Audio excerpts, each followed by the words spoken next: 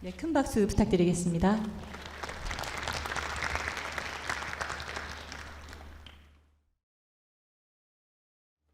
AI 바우처가 올해는 5개 분과로 진행이 됩니다. 일반 분과와 의료 분과는 이미 공고가 나갔고요. 접수 마감이 됐고 평가가 다 마무리됐습니다. 오늘까지 평가가 다 마무리돼서 아마도 최종 결과 발표는 다음 주 이맘때쯤이면은 저희가 공개를 해드릴 수 있을 것 같습니다. 좋은 결과가 있으셔야 될 텐데요. 경쟁률이 워낙에 세다 보니까 좀 안타깝게 기회를 못 얻으시는 분들도 있을 것 같아서 마음이 좀 무겁고요. 그렇지만 저희가 이제 일반 의료분과와 별개로 또 세 개의 트랙 신규 분과를 별도로 공고를 하게 돼서 아마도 여러분들에게는 다시 한번 도전의 기회가 될 수 있는 좋은 기회가 아닐까 그렇게 생각을 하고 있습니다.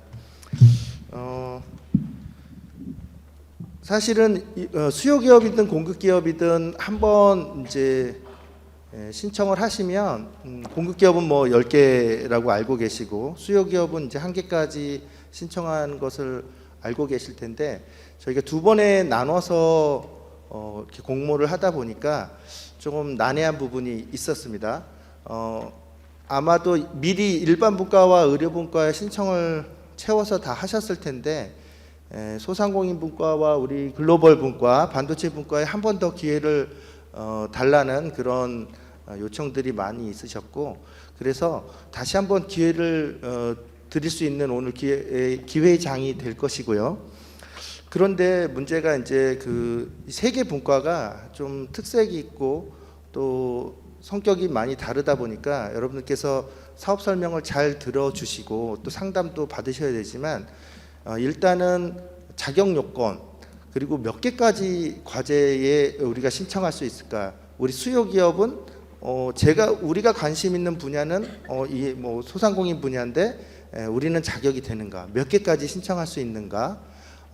이런 부분이 헷갈리시면 약간의 이제 그 적합성에서 탈락할 수 있기 때문에 이 세 가지 분과에 대해서 자세하게 설명을 드리기 전에 통합적으로 제가 자격 요건이나 신청 과제 개수 이런 거에 대해서 간략하게 먼저 좀 안내를 드리도록 하겠습니다. 이 간지로 지금 글씨가 잘 안 보이실 것 같아서 간지를 넣어드렸어요. 그래서 간지를 잘 보시면서 안내를 받으시면 되겠습니다. 저희가 반도체 분과는 30개 과제를 뭐 약 100억 정도 규모가 될 겁니다. 30개 과제를 추가로 모집을 할 예정이고요. 소상공인 분과는 10개 과제 한 30억 정도 생각하고 있습니다. 글로벌 분과도 10개 과제 약 30억 정도를 생각하고 있습니다. 그래서 한 160억 정도의 추가 모집 한 50개 과제로 되겠습니다. 수요 기업 자격인데요. 수요 기업 자격이 과제마다 다 달라요. 수요 기업의 자격이 같다고 볼 수 있는 것은 일반 분과와 반도체 분과만 같습니다. 일반 분과와 반도체 분과는 수요 기업의 자격이 동일합니다. 참고하시면 되겠습니다. 국내의 중소 중견 기업이죠. 법인 사업자여야 합니다. 일반하고 반도체 분과가 그렇고요. 의료 분과는 당연히 이제 의료기관이어야 하고요. 소상공인 분과는 당연히 소상공인이어야겠죠. 수요 기업은. 그러나 소상공인 분과에 좀 특징이 있습니다. 소상공인 분과에 지원할 수 있는 수요 기업으로서 지원할 수 있는 소상공인은 개인 사업자여도 되고 법인 사업자여도 됩니다. 그런데 이미 저희가 뭐 모집은 마감했지만 일반 분과에도 소상공인이 이미 지원했을까요? 안 했을까요?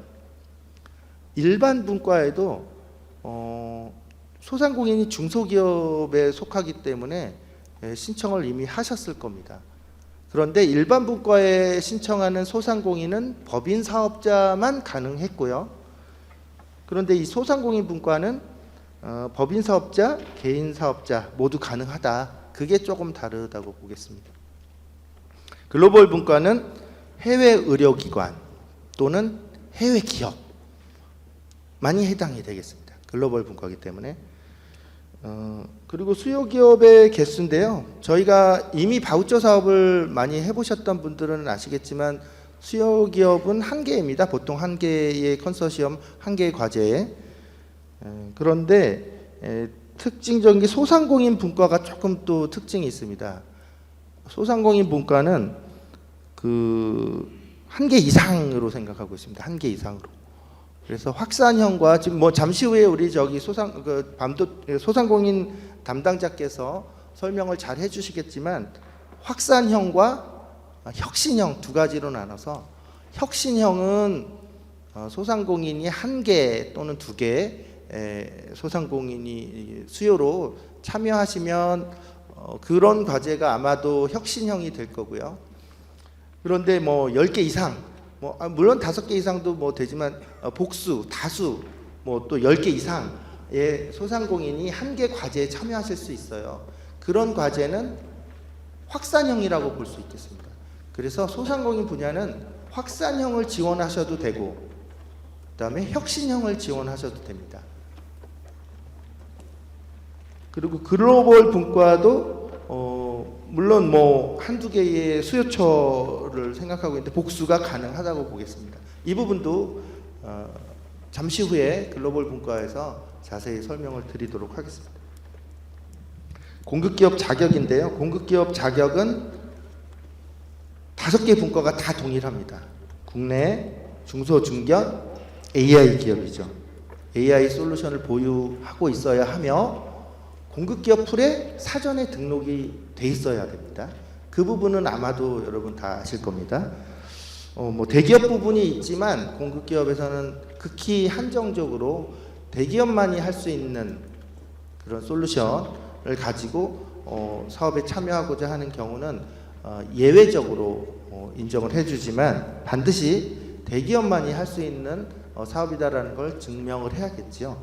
그래서 제한적이라고 볼 수 있겠습니다.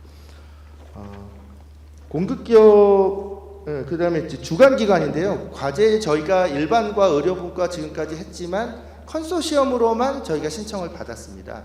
수요기업과 공급기업이 같이 손붙잡고 컨소시엄으로 신청하셔야만 과제가 성립이 되고 지원 자격이 됐었는데 반도체 분과는 동일합니다. 일반 분과와 의료 분과 동일하지만 소상공인 분과와 글로벌 분과는 공급기업이 단독으로 신청하실 수 있습니다. 공급기업이 단독으로 신청하시되 수요기업이 참여한다는 확약서, 확인서들을 받아서 제출을 하셔야 되기 때문에 사실은 컨소시엄의 성격입니다.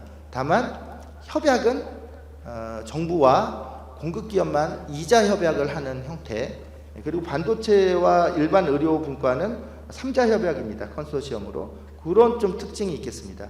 요 부분도 조금 뭐 이제 소상공인 분과와 글로벌 분과가 약간 이제 좀 다른 면이 있지만 잠시 후에 각 분과에서 설명을 들으시면 이해가 되실 걸로 알고 있습니다.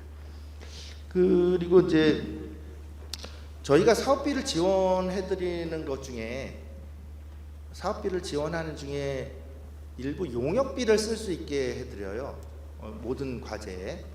그래서 용역비를 쓸 수 있게 해드리는데 그 용역비를 쓸 때는 저희가 용역 계획서를 받습니다. 그래서 어느 기관에 용역을 줄 건지, 어떤 내용으로 용역을 줄 건지, 그리고 가격은 얼마 정도의 용역비를 쓸 건지 이렇게 계획서를 내야 되고요. 계획서를 제출하셔야 되고 그것을 저희가 심사해서 적격성 판단을 하고 그렇게 해서 용역을 허락해 줍니다. 그런데 용역이 필수냐? 필수는 아니에요. 모든 분과가 다 필수는 아닌데 좀 특이하게 용역을 반드시 내야 되는 분과가 반도체 분과가 되겠습니다. 반도체 분과는 AI 반도체 컨소시엄이라고 해서 반도체 기업과 국내 국산 AI 반도체를 개발 공급하는 AI 반도체 기업과 클라우드 기업의 컨소시엄 형태로 같이 이 사업에 반드시 참여를 해야 되기 때문에 용역을 반드시 필수로 내야 되는 과제입니다. 그래서 이 반도체 그 컨소시엄에 할애할 수 있는 금액이 1억 정도를 추가로 할애하기 때문에 모든 AI AI 바우처 과제 중에 유일하게 사업비가 1억이 더 많습니다. 이 부분은 잠시 후에 말씀드리겠습니다. 공고1과 접수 기간은 뭐 이렇게 2개 분과와 3개 분과 나눠서 저희 지금 신규 분과는 3월 31일까지 접수 마감을 하도록 하겠습니다. 그리고 수요 공급을 저희가 보통 매칭 지원을 좀 해드리고 있는데요. 아시다시피 공급 기업에게는 저희가 매칭 지원을 원래 해드리지 않았었고요. 수요 기업에게는 적당한 공급 기업을 찾아드리는 매칭 지원 서비스를 했었습니다. 일반 분과와 의료 분과. 그런데 이 부분도 반도체 분과는 뭐 구조가 동일하기 때문에 저희가 매칭해드리는 서비스를 하고 있고요. 글로벌 분과는 사실은 해외 수요처이기 때문에 이 부분은 공급 기업이 해외 수요처를 좀 찾아야 되는 그런 구조입니다. 그래서 그 부분은 잠시 후에 설명을 들으시고요. 이 소상공인 분과가 조금 특색이 있는데 소상공인 분들도 매칭 지원을 저희가 해드리면 되는데 협약에 소상공인이 직접적으로 참여하는 것은 아니기 때문에 일단은 매칭 지원 서비스를 공식적으로 하지 않고 잠시 후에 옆에 상담 부스에서 소상공인 분야 상담을 하실 때 혹시 오늘 이 자리에 소상공인 분 오셨는데 공급 기업을 좀 찾아달라는 서비스를 좀 부탁을 하고 싶으시면 상담 창구에서 신청을 하시면 되겠습니다. 예, 그리고 지원 금액 뭐 말씀드렸는데 지원 금액은 동일하게 최대 3억입니다. 그런데 좀 오해가 있으신 부분들이 최대 3억인데 3억을 주는 줄 알고 있더라고요. 대부분 이 과제 선정되면 3억 주는 거 아닙니까? 아니죠. 예, 최대 3억이기 때문에 사업비 심의를 잘 통과해야 3억을 받는 과제가 좀 있죠. 3억을 받는 과제도 있고 못 받는 과제도 있는데 평균적으로 보면 저희가 평균 금액은 2억 5천입니다. 저희 AI 바우처 지원 사업의 각 과제별 평균 금액은 지원 금액은 약 2.5억 정도로 보시면 돼요. 근데 어떤 기업은 3억을 받아가고요. 어떤 과제는 뭐 2억 뭐 6천, 7천 받아가고요. 어떤 과제는 뭐 평균에 근접하게 뭐 2억 4천이나 5천 정도가 평균이니까 평균에 맞춰서 받아가기도 하고 어떤 과제는 뭐 3억을 신청하셨어도 2억이나 2억 밑으로 배정받는 과제도 있습니다. 그거는 사업비 심의를 저희 전문가들이 별도로 또 하기 때문에 심의 결과에 따라서 지원되는 거라서 그 부분은 참고를 해주시기 바랍니다. 그리고 민간 매칭이 있는데요. 보통 일반 의료 과제에서는 현물과 현금 부담이 별도로 있었는데 지금 신규 분과는 올해 첫 해이고 조금 더 장려를 하기 위해서 현금 부담은 면제를 시켰습니다. 특히 소상공인 분과도 있고 글로벌 분과도 있는데 그 소상공인 분과나 글로벌 분과는 이제 수요처가 협약에 참여하지 않기 때문에 공급 기업이 그 매칭 부담을 해야 되고요. 공급 기업이 매칭 부담을 하더라도 현금은 하지 않고 현물로만 하기로 했습니다. 반도체 분과도 마찬가지입니다. 현물로만 매칭을 하시면 돼요. 그 비율과 퍼센트는 잠시 후에 별도 안내를 드릴 겁니다. 네. 그리고 이제 그 가점이 있었어요. 올해 가점이 되게 중요한 가점이 있었는데 클라우드 가점과 청년 가점이 있는데 청년 가점만 해당됩니다. 신규 분과는. 그래서 대표자가 39세 이하, 만 39세 이하 청년이신 분들은 수요기업, 공급기업 같이 이렇게 해서 가점을 드립니다. 예, 뭐 다른 부분들은 지금까지 말씀드린 부분들은 뭐 어느 정도는 좀 예상을 하셨을 거라 믿고요. 그 이제 제일 중요한 부분, 공급기업이 그러면 몇 개의 과제를 신청할 수 있느냐? 이 부분이 헷갈리면요, 적합성에서 탈락을 하세요. 초과를 하시면. 그래서 이 부분은 반드시 이해가 안 되시면 다시 묻고 과제 수를 정확하게 판단하셔서 지원하셔야 됩니다. 저희가 적합성 검토 때 다 체크합니다. 그래서 초과한 과제가 들어오면 맨 마지막에 신청된 과제는 자동으로 탈락이 돼요. 그러면 수요 기업도 열심히 준비했는데 너무 서운할 테죠. 그리고 공급 기업도 많이 서운할 것이고요. 예, 그런 부분들을 잘 체크해야 되겠습니다. 자, 그 반도체 분과는 공급 기업 입장에서 볼 때는 최대 5개를 추가로, 추가라기보다 5개를 신청하실 수 있어요. 근데 일반 분과에 나 이미 신청했는데요, 10개. 상관없어요. 일반 분과나 의료 분과에 신청을 하셨어도 이번에 신규 분과에 반도체에 5개를 재신청 가능해요. 신청 안 하셨던 분도 5개를 신규로 신청할 수도 있고요. 이미 신청했던 부분도 5개까지는 신청할 수 있다. 공급기업 말하는 겁니다. 지금 헷갈리시면 안 됩니다. 공급기업.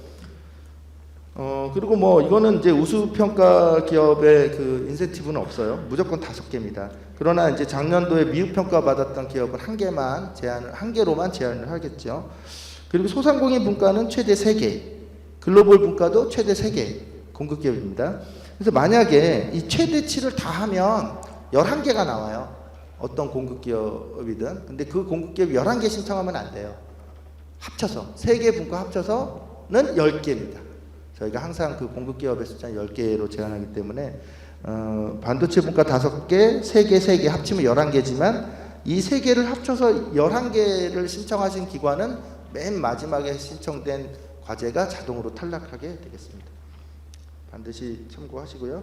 그러면 지난번 우리 그 사업 설명회 때 왜 공급기업은 계속 매년 지원을 하고 또 과제 수도 10개까지 신청할 수 있는데 왜 수요 기업은 한 번만 신청을 하게 하고 또 한 번 지원 받으면 못 받게 한다는 그런 좀 애로를 얘기하시면서 수요 기업도 좀 더 받을 수 있게 해달라 그런 요구가 좀 있었습니다. 그 부분은 좀 정책적으로 아직은 좀 풀기는 어렵지만 이번 신규 분과에 한해서는 일단은 일반 분과에 신청을 하셨었거나 일반 분과에 선정이 되셨거나 또는 올해 선정이 되셨거나 올해 신청을 했거나 아니면 작년 재작년 20년도부터 신청을 하셨던 선정이 되셨던 수요 기업은 그거와 무관하게 한 번 더 반도체 분과에 1개 추가로 신청하실 수 있습니다. AI 반도체 분과에.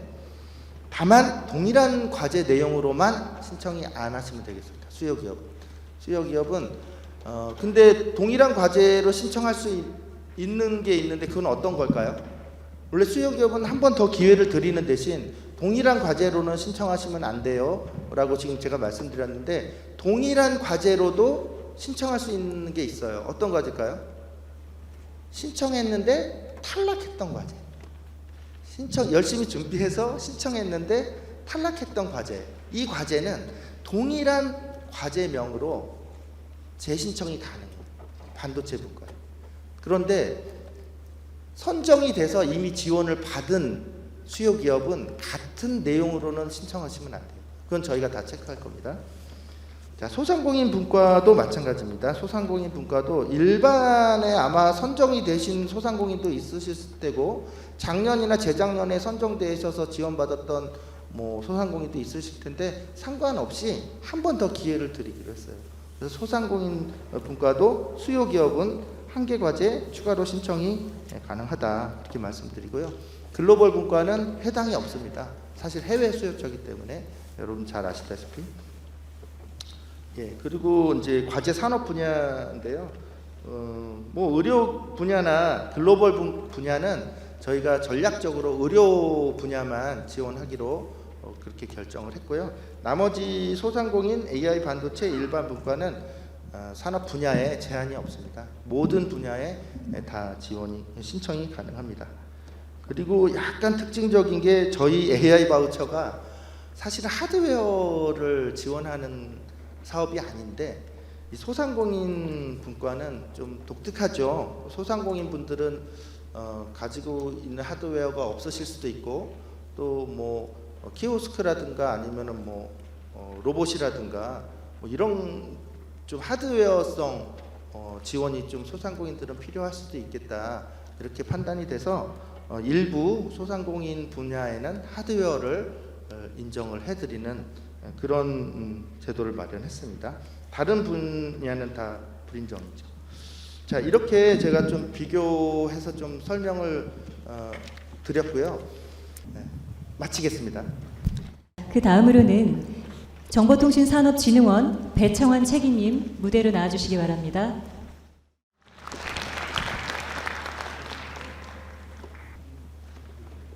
네, 안녕하십니까.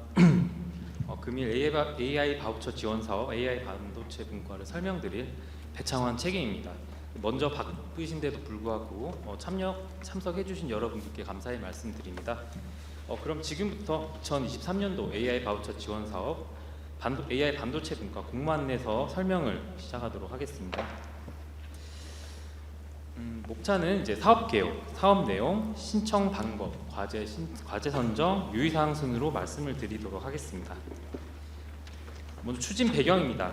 인공지능 반도체 산업 성장 지원 대책에서 AI 반도체 초기 시장, 수요 창출 및 실증을 위해 23년도 AI 바우처 사업의 전용 트랙을 신설을 하게 되었고요. 대한민국 디지털 전략에서 발표한 국산 AI 반도체 기반 데이터 센터 구축 사업과 AI 클라우드 서비스 개발 사업과 연계하여 이제 K 클라우드 프로젝트를 추진하고 있으며 총 7개 사업 중에 AI 바우처 지원 사업, AI 반도체 트랙이 신설되어 추진 운영 중에 있습니다. 다음으로 2023년도 차이점이 있는데요. 이 부분은 이제 저희 임동현 팀장님께서 잘 설명을 해주셨기 때문에 저는 AI 반도체 분과에 대한 세부 내용을 바로 안내해 드리도록 하겠습니다. 먼저 컨소시엄 구성입니다. 수요 기업과 공급 기업 그리고 AI 반도체 컨소시엄이 이제 과제를 수행하시게 될 거고요. 수요 기업은 이제 AI 솔루션을 구매 적용을 하시면 되고 이제 사전 등록은 필요하지 않으십니다. 공급 기업은 국산 AI 반도체를 활용하여 AI 솔루션을 이제 개발, 판매하시면 되고요. 잘 아시겠지만 저희 공급 기업 풀에 사전 등록이 이제 필요하십니다. 이번에 그 AI 반도체 컨소시엄이 이제 추가되었는데요. 그 AI 반도체 컨소시엄은 AI 반도체 기업과 클라우드 기업으로 구성이 되어 있고요. AI 반도체 인프라를 제공을 하시면 되겠습니다. AI 반도체 컨소시엄 같은 경우에도 공급 기업 풀과 마찬가지로 사전 등록하셔서 컨소시엄 풀에 사전 등록을 하셔야지만 저희 AI 반도체 분과에 참여가 가능하십니다. 국산 AI 반도체를 활용한 AI 솔루션을 수요 기업이 이제 바우처로 이제 구매 활용함으로써 전 산업의 디지털 전환 촉진을 이제 목적으로 하고 있습니다. 아까 임동현 팀장님께서 말씀을 해주셨지만 과제당 최대 4억 원을 지원을 해드릴 예정입니다. 사업 기간은 5월 1일부터 11월 30일까지 총 7개월간 진행이 될 예정이고요. 사업 구조는 이제 수요 기업과 공급 기업이 신청한 과제에 AI 반도체 기업과 클라우드 기업, 즉 AI 반도체 컨소시엄이 AI 반도체 인프라를 제공하게 되겠습니다. 먼저 AI 반도체 컨소시엄에 대해서 말씀을 드려야 되는데요. AI 반도체 컨소시엄은 AI 반도체 기업과 클라우드 기업으로 구성이 되어 있습니다. AI 반도체 기업은 국산 AI 반도체를 보유하고 있는 기업이셔야 되고, 그 AI 반도체는 이제 클라우드 기업이 서버에 탑재 및 구동이 가능하셔야 합니다. 또한 공급 기업의 AI 솔루션과 호환이 가능하셔야 합니다. 그 클라우드 기업은 국산 AI 반도체를 활용하여 이제 클라우드 기반으로 추론 서비스를 제공이 가능한 기업이셔야 하고요. 과제 기간 중에는 이제 베어메탈 방식도 이제 가능하시나 과제 종료 후에는 클라우드 서버 방식으로 이제 제공을 하셔야 합니다. 그리고 클라우드 컴퓨팅 서비스 보안인데 이제 CSAP 인증을 받은 클라우드 사업자만 이제 신청이 가능하시니 이 점은 참고해 주시기 바랍니다. 2023년 이번 사업은 이제 클라우드 기반 추론 서비스가 가능한 이제 서버형 AI 반도체만 지원이 가능하고요. 아쉽게도 올해는 이제 엣지형 및 그리고 수요 공급 기업 현장의 서버를 구축하는 온프로미스형은 지원이 좀 불가하니 이 점 좀 양해 좀 부탁드리겠습니다. 또한 AI 반도체 컨소시엄 풀을 현재 지금 이제 풀 등록 신청을 받고 있는데요. AI 반도체 기업 한 개사 그리고 클라우드 기업 한 개사 간 이제 1:1 컨소시엄이 컨소시엄으로 되어 있고요. 3월 3일까지 신청서를 제출을 해주시면 나이파에서 이제 적격성 심사를 먼저 하고 그다음에 등록검토위원회를 통해 등록 및 최종 공개를 하게 되겠습니다. 저희가 AI 반도체 컨소시엄을 이제 풀을 저희가 공개를 하게 되는데요. 저희 AI 반도체 분과 AI 바우처서 반도체 분과 게시글 안에 그 풀이 포함되어 있으니 신청하실 때 풀을 확인해 주시고 신청을 해주시면 되겠습니다. 지원 방식입니다. 수요 기업이 이제 AI 바우처를 전담 기관에 이제 신청을 하시면은 전담 기관에서 이제 평가를 통해서 이제 바우처를 지급을 하게 되겠습니다. 수요 기업은 이제 공급 기업에 이제 바우처를 통해 AI 솔루션을 이제 구매를 하시면 되는데, 그 구매를 하시고 나서 AI 반도체 컨소시엄에서 AI 반도체 인프라를 이제 제공을 하게 됩니다. 그럼 이를 바탕으로 AI 공급 기업은 자사의 AI 솔루션을 이제 국산 AI 반도체 기반에서 이제 작동이 가능하도록 최적화를 하시고 그 AI 솔루션을 이제 수요 기업에 공급을 하시면 되겠습니다. 그 공급 대금에 있어서는 공급 기업이 전담 기관에 이제 공급 대금을 청구를 하시고요. 그 청구한 금액만큼 전담 기관에서 사업비를 지급해 드리고 있습니다. 수요 기업 같은 경우에는 3월 3일까지 매칭 신청서를 제출을 해주시면은 저희 공급 나이파에서 맞춤형 매칭 지원을 실시를 해드립니다. 이 매칭은 저희가 공급 기업을 매칭을 해드리는 거고요. AI 반도체 컨소시엄을 매칭을 해드리는 건 아닌 이 점을 참고 바랍니다. 공급 기업 풀도 3월 10일까지 저희가 추가 등록 받고 있으니까 혹시나 그 등록 풀에 신청하지 못하신 공급 기업은 기한 내에 신청해 주시면 좋을 것 같습니다. AI 반도체 기업과 이제 클라우드 기업이 이제 저희 또 AI 반도체 분과에 참여하시기 위해서는 반드시 이제 AI 반도체 컨소시엄 풀에 등록이 되셔야 하고요. 저희 3월 3일까지 저희 컨소시엄 풀 등록을 받고 있으니 이 점 참고하시고 신청을 해주시면 좋을 것 같습니다. 그러면 이제 AI 반도체 분과에 대한 이제 추진 일정에 대해서 말씀을 드리겠습니다. 저희가 아시다시피 2월 16일 저번 주 목요일 날 AI 반도체 분과에 대한 공고가 이미 되었고요. 그리고 전산 접수는 1월 13일부터 이제 시작을 할 예정이고 3월 13일부터 시작하고 이제 3월 31일까지 저희가 접수를 마감할 예정입니다. 4월 중에 이제 선정 평가와 이제 합격 홍보를 드리고요. 사업 기간은 이제 5월 1일부터 이제 11월 30일까지 총 7개월 진행될 예정입니다. 지원 내용에 대해서 말씀드리겠습니다. 저희가 사업비 지원 항목으로 이제 인정 항목이 있고 이제 불인정 항목이 있을 텐데요. 그 인정 항목은 총 7가지로 구분이 되어 있습니다. 이 부분은 저희가 그 일반 분과와 좀 많이 좀 유사한데 추가되는 부분이 이제 AI 반도체 인프라 구축비 이제 최대 1억 원, 그리고 용역비 중에 AI 반도체 적용 호환 컨설팅비가 최대 5천만 원 포함이 되어 있습니다. AI 솔루션비는 AI 반도체 인프라 구축비를 제외한 이제 현금 사업비의 50% 이상을 편성을 하셔야 되고요. AI 반도체 인프라 구축비는 이제 AI 반도체 기업의 최소 50% 이상, 그리고 클라우드 기업의 최대 50% 이하 배분을 하셔야 합니다. 또 용역비 중에 이제 AI 반도체 적용 호환 컨설팅비 최대 5천만 원까지 이내로 편성을 하셔야 하고요. 나머지 이제 각 신청 항목에 대해서는 자유롭게 편성하셔서 이제 편성이 가능하십니다. 간략하게 현금 사업비 흐름에 대해서 말씀을 드리겠습니다. 전담 기관에서는 이제 공급 기업에게 이제 최대 4억 원의 현금 사업비를 지급을 할 예정이고요. 공급 기업에서는 이제 클라우드 AI 반도체 인프라 클라우드 구축비로 이제 클라우드 기업에 최대 1억 원을 지급을 하게 될 예정입니다. 이후에 이제 클라우드 기업에서는 그 AI 반도체 구매비 등 이제 AI 반도체 기업에 최소 5천만 원 이상 이제 지급을 하시면 되겠습니다. 앞서 말씀드렸다시피 저희도 이제 민간 매칭이 있는데요.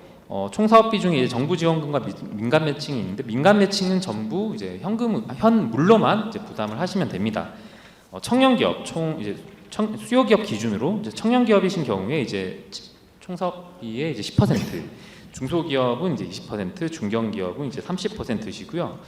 다만 이제 현물 매칭 부담 금액이 좀 부족하신 경우에 한해서 그 부족분은 이제 현금으로 부담을 하시면 되겠습니다.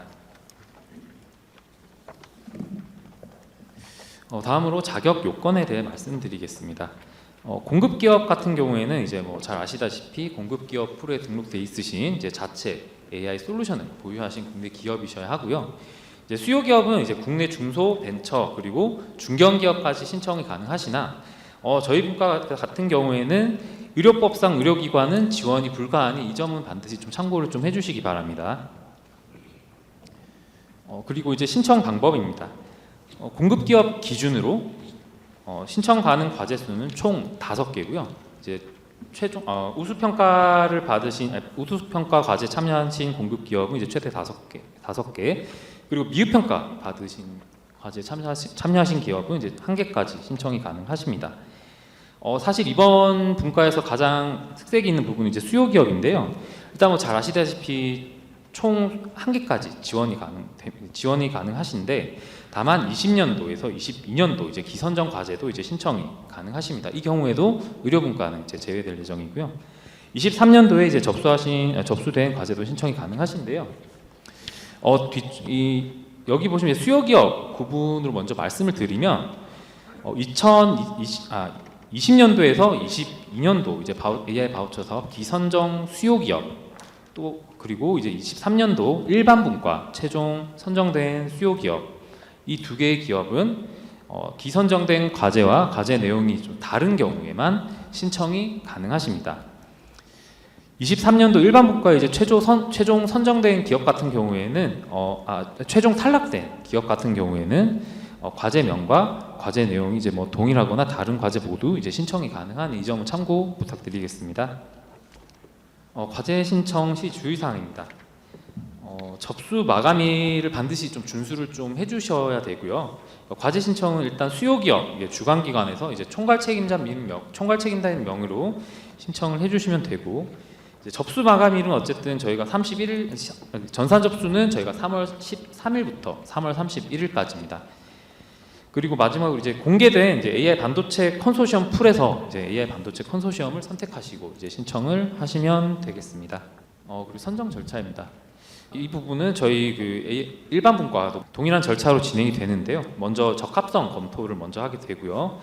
그리고 다음에 평가위원회를 통해 이제 서류 평가 2.5배수 내외를 선정하고, 이제 발표 평가 진행 후에 그리고 사업비 검토위원회를 통해 이제 사업비 심의 조정을 하게 되고, 최종적으로 합격 과제 이제 30개 내외로 아마 선정을 하게 될 예정입니다.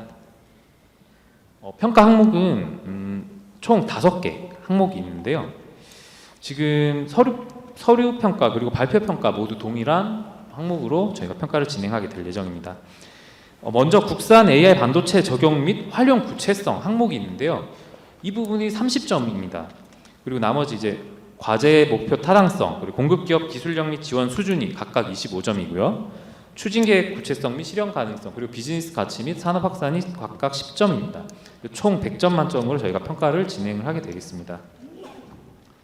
가점 항목으로는 아까 말씀드렸다시피 올해는 이제 클라우드 가점이 좀 이번 분과는 클라우드 가점이 좀 빠졌기 때문에 이제 청년기업 가점 총 최대 이제 1점.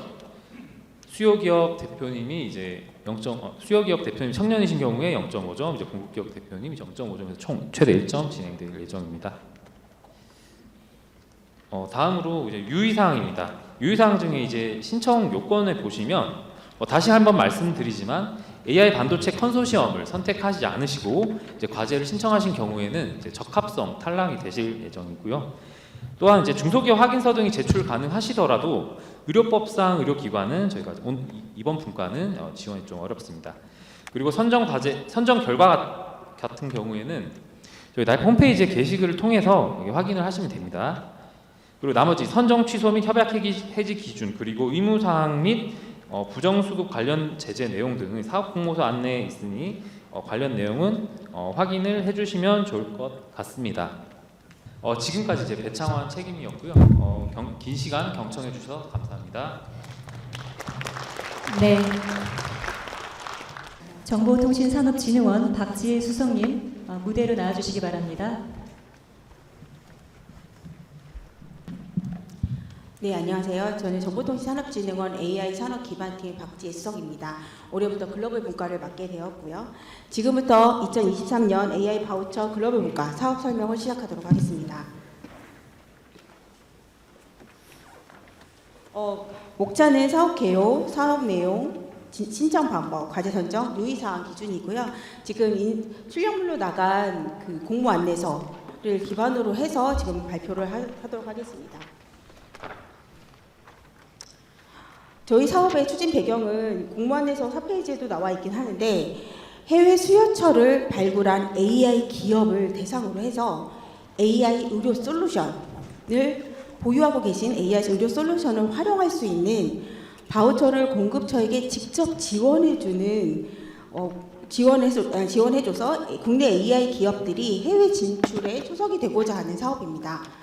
따라서 올해 그 글로벌은 10개 그리고 30억 규모로 시범적인 형태로 진행이 되며 기존 일반 의료 분과와는 다르게 목적성을 조금 더 확대 변형돼서 진행하고 있습니다. 그래서 저희가 해외 수요처와는 직접 거래를 하지 않고 공급자가 사전에 국제 거래 문서 등을 활용을 해서 국제 거래 문서를 통해서 사전 협의한 이후에 저희와 그 공급 기업과 같이 양자 협약을 진행하게 됩니다.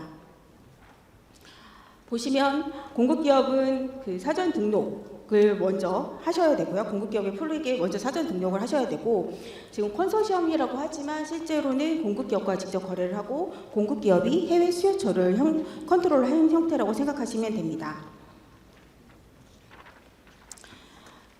일정은 거의 동일하고요. 2월 16일 날 지금 공고가 되어 있고 그 접수 마감은 3월 31일 오후 3시입니다.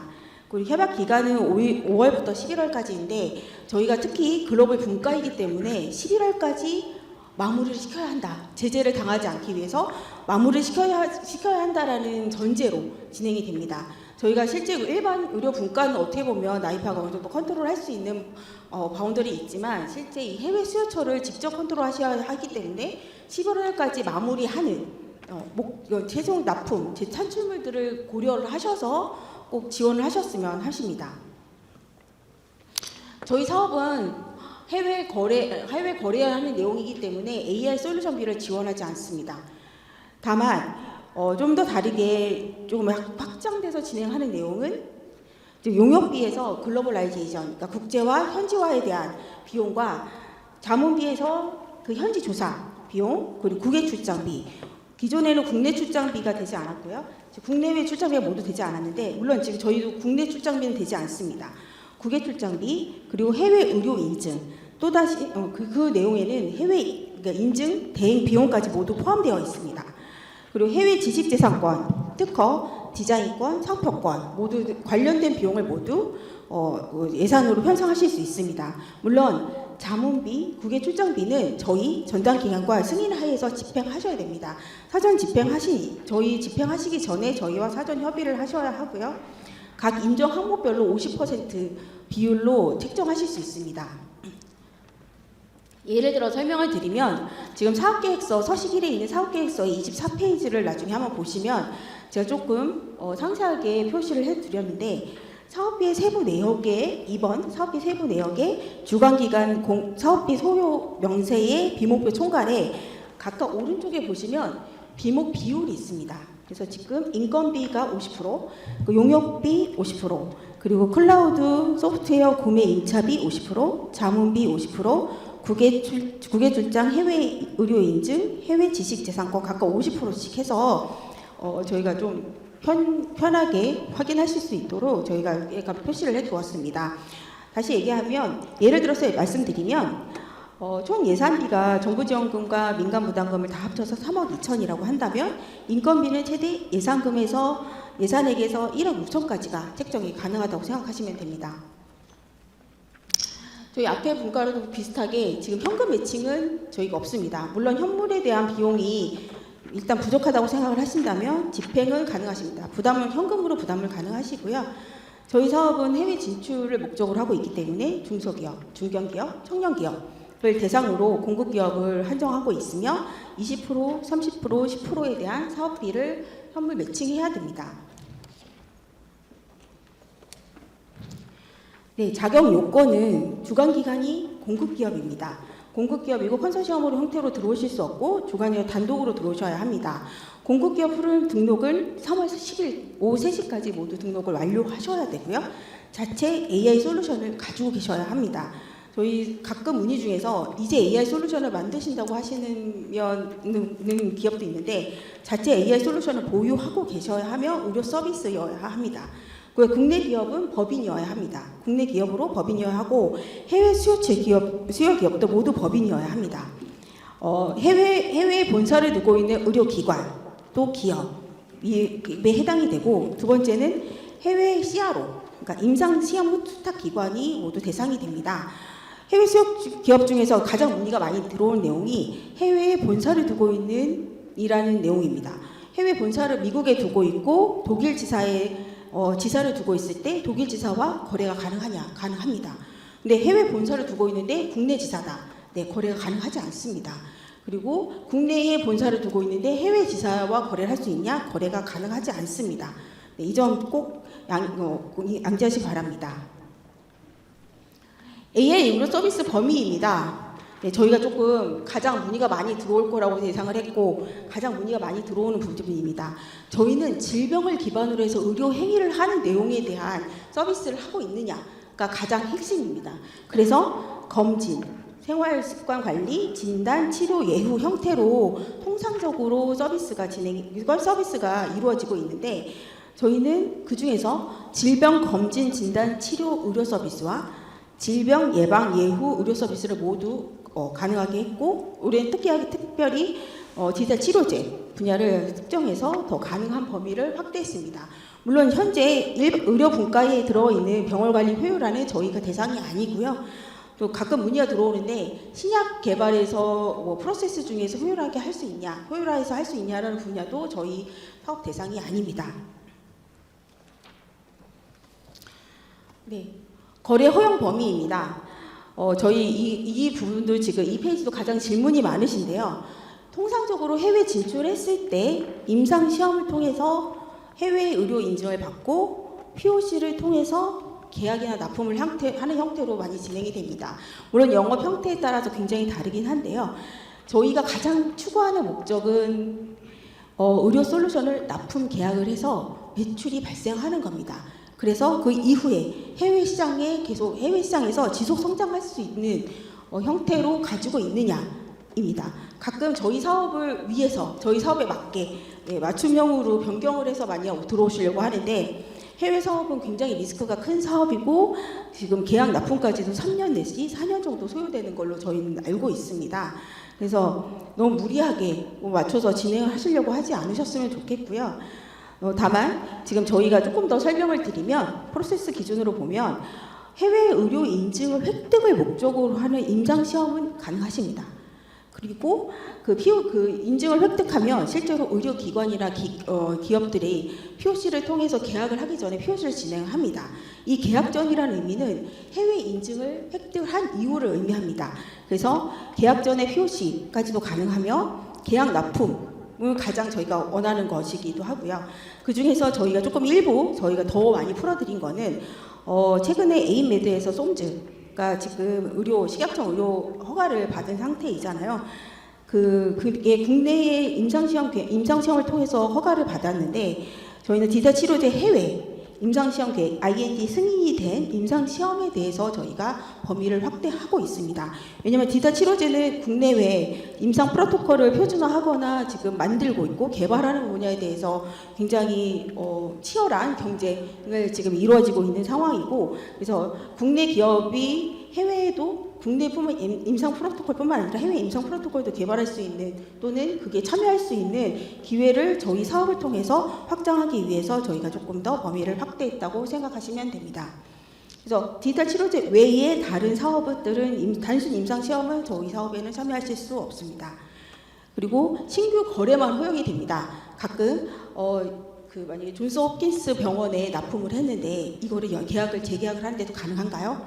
또는 의료 인증이 AI 뷰어를 만약에 예를 들면 AI 뷰어 서비스를 1.0 버전으로 인증을 받았는데 새로 출품되는 2.0 버전에 대한 것도 가능한가요? 물어보시면 둘 다 안 되십니다. 다시 말씀드리면 기존 거래하고 있는 수요 기업을 대상으로 다른 솔루션, 현재 납품하지 않은 다른 솔루션은 가능하셔도 동일 솔루션군의 릴리즈 버전이 다른 부분에 대한 납품은 불가능하십니다. 물론 POC도 불가능하십니다. 동일 솔루션군의 지금 버전만 다르게 인증 획득 및 갱신 모두 불가능하십니다. 저희 다시 말씀드리지만 저희는 해외 시장을 팔로 개척을 하기 위한 초석이 되고자 하는 사업이라는 걸 다시 한번 말씀드립니다. 네. 과제 신청 개수입니다. 이거 너무 설명을 다들 잘 해주셔서 팀장님께서도 잘 해주셔서 간단하게 다시 저희 분과만 설명을 드리면 글로벌 분과는 3개까지 가능하며 작년 미흡 기업은 1개까지 가능하십니다. 다만 2022년도에 우수기업 선정된 기업의 추가 인센티브는 없습니다. 네. 다시 말하면 2020년부터 23년까지 기선정된 과제 모두 다 가능하고 23년도 지금 오늘 선정평가가 끝난 신청 기업도 지원 제한 없이 모두 신청이 가능합니다. 네, 통상 총 10개까지 신청이 가능하다는 점 다시 한번 말씀드립니다. 네. 해외 수요 기업이 제출할 서류가 무엇이냐는 질문이 가장 많습니다. 저희가 올해 원래 국가를 제안을 했다면 저희가 명시적으로 어떤 서류를 제출을 하라고 정확하게 저희가 명시를 했을 텐데 저희가 국가 제안이 없습니다. 그래서 해외 의료기관과 기업은 실제 현지의 의료법에 따라서 의료 행위에 대한 증빙 서류를 제출하실 수 있습니다. 이건 생명을 다루기 때문에 모두 허가에 관련된 허가제 형태로 진행이 되고 있고 그거에 대한 관련된 증빙 서류를 제출하시면 되고요. 의료기기는 국내의 GMP 형태로 이루어지는 증빙 서류와 동일하거나 그 컨소로 온라인에서 맺고 있는 내용의 형태로 하는 의료기기 기업까지도 모두 가능한 증빙 서류입니다. 해외 CRO는 의료 인증에 대한 임상 실적 포트폴리오를 제출하셔야 합니다. 이 내용은 뭐냐면 CRO가 지금 신약부터 그 디지털 치료제, 디지털 헬스케어, 다양한 분야에서 CRO가 활동을 하고 있는데 저희 그 AI 솔루션을 가진 기업에 해당하는 서비스와 비슷한 내용의 실적이 있는지를 저희가 확인하는 내용이고요. 그리고 현지 선택사항이긴 한데 현지 CRO의 허가나 등록증이 있는 경우에도 제출하시기 바랍니다. 국내의 커넥트를 통해서 우리는 국내 CRO는 등록을 해서 등록증을 저희가 발부를 하고 있는데 해외 같은 경우에는 조금 더 많은 차이가 있기 때문에 저희가 좀 자유롭게 풀어드렸고요. 다시 말씀드리면 저희가 올해 글로벌 전문 운영 기관을 저희가 선발을 하고 그 선발한 기관을 통해서 CRO 부분이나 그러니까 수요 기업에 대한 제출 서류나 추가 제출 서류 등을 좀 더 검증을 해서 의료법에 의해서 또는 이제 그 각 기업의 의료 서비스 관련된 컴플라이언스를 모두 확인을 해서 추가로 저희가 확인을 할 예정입니다. 과제 신청 시 주의사항입니다. 이거는 10번을 말해도 10번을 말해도 다들 실수를 많이 하시는 부분이기 때문에 제가 더 말씀드리겠습니다. 과제 신청은 접수 마감일 기준 이틀 전에 모두 제출 버튼을 눌러주십시오. 진짜 정말 눌러주십시오. 제출 완료 이후에 열심히 하시고 제출이 되지 않아서 탈락하시면 너무 억울하시잖아요. 마감 이후에도 모두 계속 수정이 가능하시기 때문에 꼭 제출을 해주시기 바라고 그리고 과제 접수는 주관 기관이 총괄 책임자 명의로 하셔야 됩니다. 대표자 명의로 하시는 경우가 굉장히 많으신데 이럴 경우에는 변경이 쉽지 않고요. 굉장히 관리가 어렵다는 점 다시 한번 말씀드립니다. 전산 접수 개시일은 3월 13일부터 3월 31일 오후 3시까지입니다. 네, 오후 3시에 버튼을 누르겠다는 생각을 하시면 절대 안 되십니다. 꼭 이틀 전에 부탁 좀 드리겠습니다. 네, 선정 절차입니다. 동일하고요. 다만 저희가 이제 2.5배수가 글로벌 분과 넘지 않을 경우에는 바로 발표 평가로 진행된다는 점 말씀드립니다. 선정 기준은 과제 목표에 대한 타당성, 실제로 국제거래 문제를 통해서 수요 기업을 얼마나 분석을 했고 그 기업 그 국제 문제 어떻게 그거를 미하기 위해서 노력을 하실 건지에 대한 목표를 세우고 그 목표를 어떻게 이루어갈 건지에 대한 타당성입니다. 그리고 해외 진출이 실제로 실현 가능한지 에 대한 여부, 그리고 공급 기업의 기술력, 저희가 이번에 사업계획서 양식을 보셔서 아시겠지만 공급 기업에 대한 기술력을 조금 더 다른 형태로 디테일하게 기술적인 부분을 할 수 있도록 AI 데이터 사이언티스트나 AI 개발자가 있는 경우에는 작성이 어렵지 않은 형태로 저희가 양식을 좀 더 구체화해서 요청을 드렸습니다. 그리고 세진 계획의 구체성은 굉장히 러프하게 쓸 수 있도록 하였으니까 꼭 작성 잘 해주시고, 그리고 저는 더 중요하게 생각하는 건 이 솔루션을 가지고 이 과제를 가지고 해외 지속 성장 가능성이 있을 것인가. 다시 말해서 저희가 그 사업계획서 첫 페이지를 보시면 해외 영업 책임자 항목이 있습니다. 해외 영업 책임자가 실제로 저희가 매출이 나는 사업이 아니기 때문에 해외 영업 책임자의 실적에 해당하지 않을 수 있습니다. 그래서 이거에 대한 참여가 오히려 적을 수도 있고요. 그 내용에 대해서 실제 그 책임을 질 수 있는 사람이 없을 수도 있다고 판단했기 때문에 해외 영업 책임자에 대해서 꼭 명시하도록 저희가 양식을 만들었습니다. 가점 부분은 청년 0.5점, 개인정보보호법 위반일 땐 감점 1점을 부여하고요. 서류평가, 발표평가 모두 가점과 간점이 부여됩니다. 네, 유의사항입니다. 네. 저희는 과제이기 때문에 모두 총괄 책임자가 책임을 지는 구조입니다. 다시 말해서 총괄 책임자에게 안내 메일이나 안내 문자가 모두 가기 때문에 메일은 꼭 확인하셔서 오타나 또는 용량, 그리고 저희 나이파 홈페이지 스팸 메일로 넣지 말아주시고요. 네, 나이파 홈페이지에서 합격자 확인이 가능하며 개별 통보하지 않습니다. 그리고 선정 취소 및 협약 해지 기준을 꼭 확인해 주시길 바라며, 왜냐하면 추후에 저희가 협약 이후에 글로벌 전문 운영 기관을 통해서 사후 검증이 추가적으로 진행되기 때문에 꼭 확인 한번 해보시는 게 좋을 것 같고요. 의무사항은 사업 일반과 개인정보 관련해서 26페이지부터 28페이지까지 확인해 주시면 됩니다.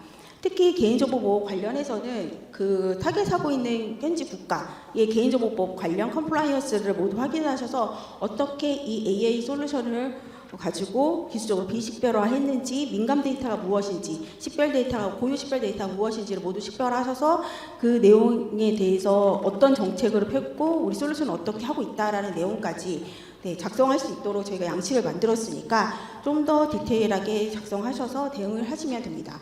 왜냐하면 해외 진출권은 한 번의 실수로 모든 걸 날릴 수 있을 정도로 굉장히 리스크한 사업입니다. 그래서 제가 저희 분과는 조금 더 타이트하게 관리된다는 점 다시 한번 말씀드리겠습니다. 네, 이건 모두 다 동일한 사항이기 때문에 넘어가도록 하겠습니다. 네, 그러면 이것으로 글로벌 분과 발표를 마치도록 하고요. 네, 감사합니다. 저는 이때까지 박지혜 수석이었습니다. 네, 이제 마지막 세션인데요. 정보통신산업진흥원 이효길 수석님 무대로 올라와 주시기 바랍니다. 네, 안녕하세요. 저희 정보통신산업진흥원 소상공인분과 담당자 이효길입니다. 저희가 오랜 시간이 흘러서 저희가 중요한 내용을 위주로 말씀드릴 거고요. 앞에 중복되는 부분은 제외하고 말씀드리도록 하겠습니다. 우선 제일 중요한 거는 소상공인 분과의 목적 자체가 다수의 소상공인에게 AI 솔루션을 활용할 수 있도록 하는 것 또는 혁신 기술을 도입하는 것이라고 보시고 이 분과에 대한 설명을 들어주시면 좋겠습니다. 네, 우선 목차는 앞선 일반 과제하고 다른 과제와 유사하기 때문에 다음으로 넘어가도록 하겠습니다. 그리고 이제 다음 페이지부터 나오는 이제 추진 체계라든지 여기서 보시면 우측 상단에 있는 페이지 넘버가 있습니다. 이게 공모 안내서에 있는 페이지와 동일합니다. 그렇기 때문에 그거 비교해서 봐주시면은 조금 더 이해가 편하실 거라고 생각을 합니다.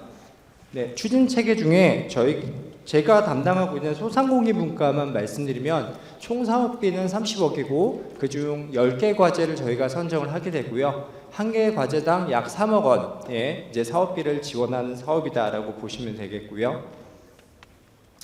네, 추진 체계는 공급 기업이 주관 기관이 됩니다. 주관 기관이 AI 솔루션이 필요한 수요 기업을 모집해서 그리고 수요 기업이 AI 솔루션을 활용할 수 있게끔 하는 그런 사업이라고 보시면 될 것 같고요.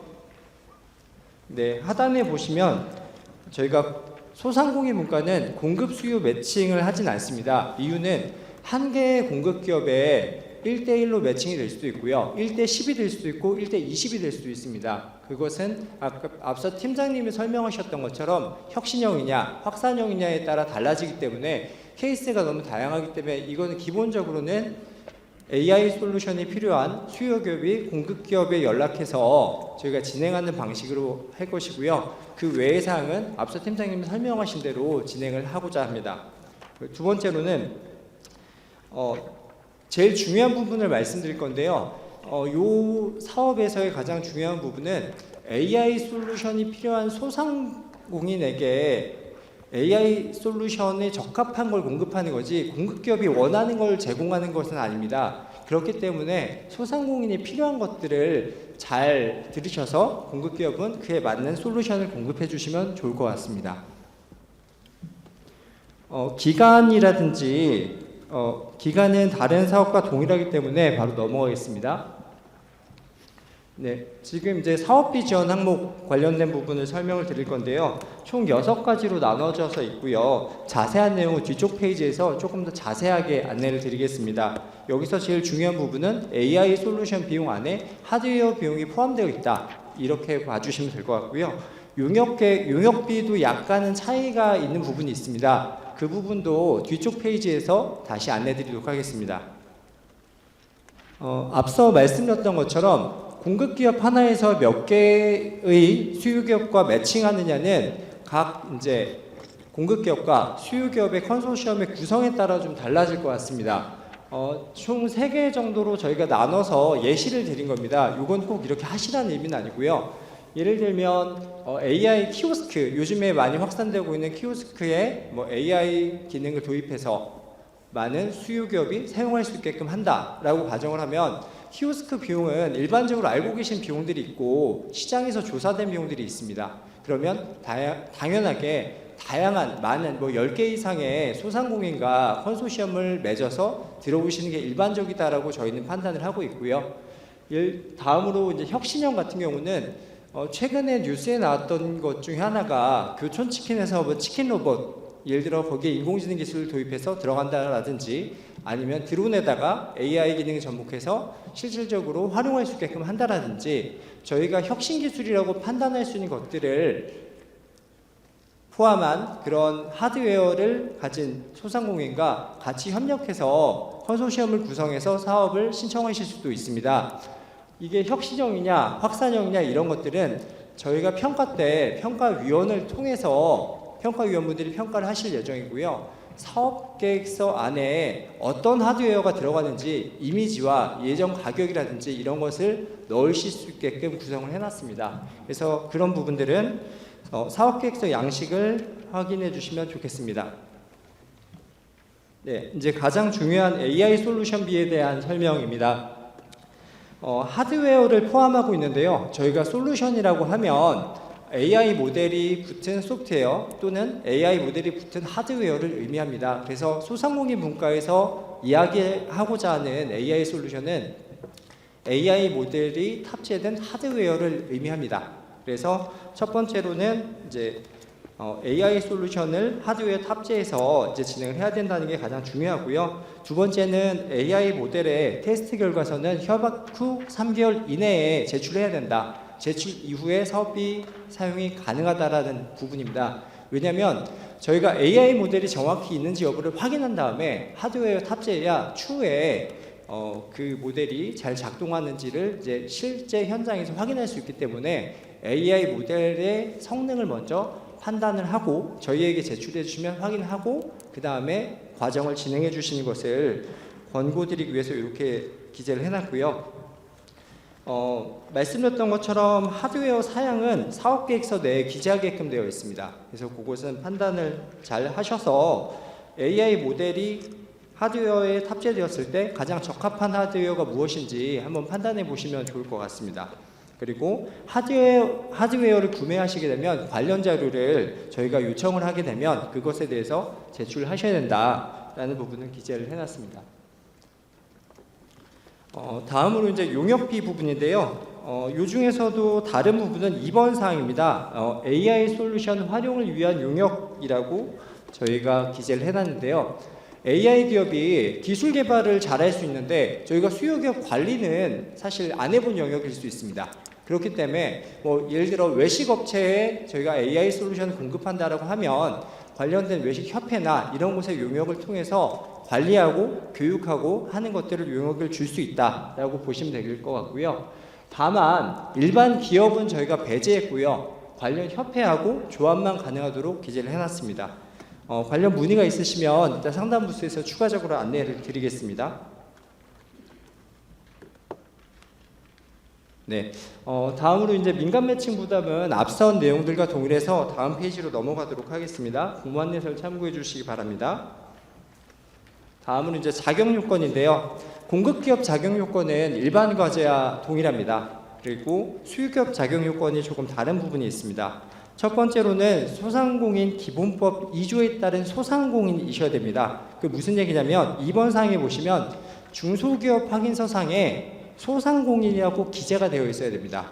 전화 문의가 오는 것들을 보면 소기업인 경우 가능한지 여부를 물어보시는데요. 소기업에서도 괄호 열고 소상공인이라고 기재된 그런 기업만 가능하다. 또는 소상공인 시장진흥공단이 있습니다. 그쪽에서 발행한 소상공인 확인서가 있습니다. 그래서 두 가지 서류 중에 하나가 제출이 가능한 기업만 가능하다라고 보시면 될 것 같고요. 또 소상공인 중에서도 저희가 유흥업종이라든지 조금 지원하기 어려운 업종들이 있습니다. 그런 것들은 저희가 별첨 4에 참조 파일을 확인하셔가지고요, 저희 지원이 되는지 여부를 판단해 보시면 좋겠습니다. 네, 이제 과제 신청 관련한 부분인데요. 이 부분은 이제 저희 팀장님께서 설명을 잘 해주셔서 요거는 넘어가도록 하겠습니다. 그리고 다음은 이제 제출 서류 어떻게 제출하는지 쭉 기재를 해놨고요. 요 내용은 추후에 공무원 내서와 요 발표 자료를 확인하셔서 파일을 만드셔서 제출을 하시면 될 것 같습니다. 아무래도 다른 분과와 제출 서식들이 다 다르기 때문에 조금 다르게 구성을 해놨습니다. 네, 과제 신청 방법 또한 타 과제와 동일하므로 동일하게 공무원 내서를 참고해서 봐주시면 감사하겠습니다. 네, 선정 절차도 마찬가지로 저희가 서류 평가 면접 진행을 하고요. 그리고 2.5배수 내외로 선정 후에 발표 평가를 진행하게 됩니다. 그래서 이렇게 확인하시면 되겠습니다. 네, 이제 중요한 부분이고요. 저희 평가 항목입니다. 아무래도 여기서 이제 소상공인 분과의 특성을 반영을 해야 됩니다. 그래서 총 이제 5가지로 나눠서 해놨는데요. 중요한 사항들을 밑에다 작게 좀 적어놨습니다. 첫 번째 이제 과제 목표 타당성에는 저희가 이런 과제를 수행할 때 중요한 게 사업비 산정의 적정한가입니다. 앞서 팀장님 말씀하셨던 것처럼 수유기업과 1대1로 매칭하는데 키오스크에 AI 솔루션을 도입해서 했는데 한 군데 소상공인에게 이제 접목을 해서 도입을 했다라고 했을 때 이것을 어떻게 볼 거냐는 저희가 점수로 평가위원들이 판단하게 된다라는 것을 말씀드리고자 하고요. 그래서 3번 같은 경우는 저희가 활용 확산을 위해서 얼마나 많은 소상공인들에게 AI 솔루션을 공급하는가 이런 것들도 평가 지표에 있다라는 것을 말씀드리고자 이 장표를 넣었습니다.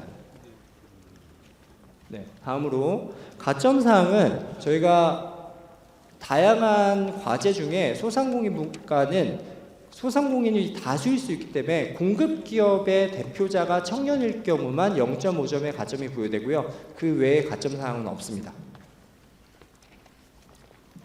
네, 이제 다음으로 이제 마지막을 향해서 가고 있는데요. 이제 신청 요건이 조금 중요해서 이 부분 좀 말씀을 드리겠습니다. 앞서 말씀드렸던 것처럼 하드웨어 탑재 전에 AI 솔루션 테스트 결과서는 내야 된다. 90일 이내에 내야 되고요. 그리고 선정 취소 요건 관련해서 문의하셨던 것 중에 그러면 저희가 재무제표를 확인하는데요. 공급기업은 2022년도 완전 자본 잠식이게 되면 저희가 선정 취소가 됩니다. 근데 수요기업은 어떻게 되느냐에 대한 질문들이 많습니다. 수요기업은 이 부분을 면제하고요. 다만 국세, 지방세 완납 증명은 제출하게끔 그렇게 말씀을 드리겠습니다. 네, 다음으로 이제 의무사항 말씀드리면요.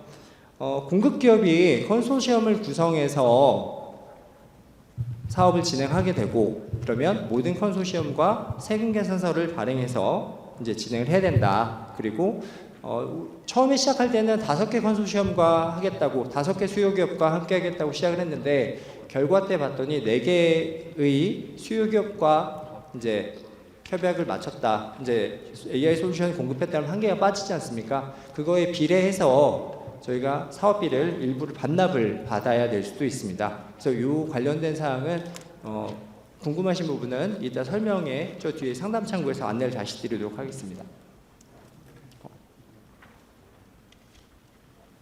네, 공급기업 의무사항 말씀드리면요. 여기서 중요한 거 하나만 말씀드리겠습니다. 죄송합니다. 두세 가지 말씀드릴게요. AI 솔루션은 수요 기업당 한 개만 가능합니다. 예를 들어서 어떤 카페에 AI 모델이 탑재된 키오스크를 공급하는데 너무 넓어서 5개 필요하다. 그래도 한 개까지만 가능합니다. 다수의 소상공인에게 공급하기 위함이라고 말씀을 드릴 수 있을 것 같고요. 두 번째로는 공급한 솔루션에 대해서 3년간 유지 보수 관리를 하셔야 됩니다. 그래서 공급기업이 수요기업에게 납품한 이후에도 계속적으로 관리를 해야 된다라고 말씀을 드리고자 하고요.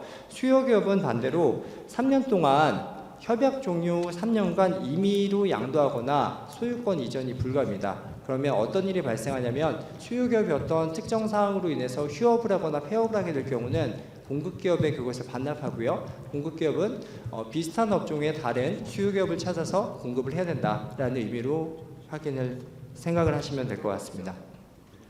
다음으로는 부정수급 관련 제재 기타 등등 사항은 저희 이제 공무원 내서를 이제 확인해 보시면 좋을 것 같고요.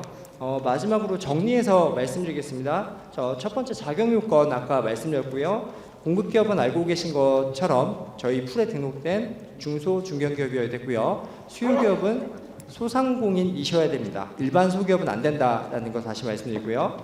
두 번째, 협약은 공급기업이 주관기관이 되어 진행을 합니다.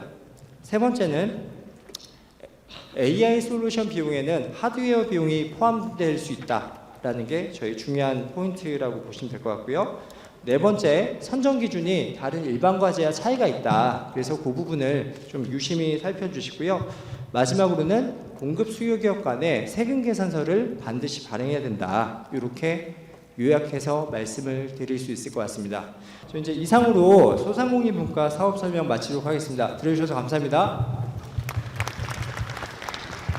네, 이것으로써 AI 바우처 성과 발표회 2023년 신규 분과 사업 설명의 일부를 마치도록 하겠습니다. 설명에 참석해 주신 모든 분들께 감사드립니다. 안녕히 돌아가십시오. 감사합니다.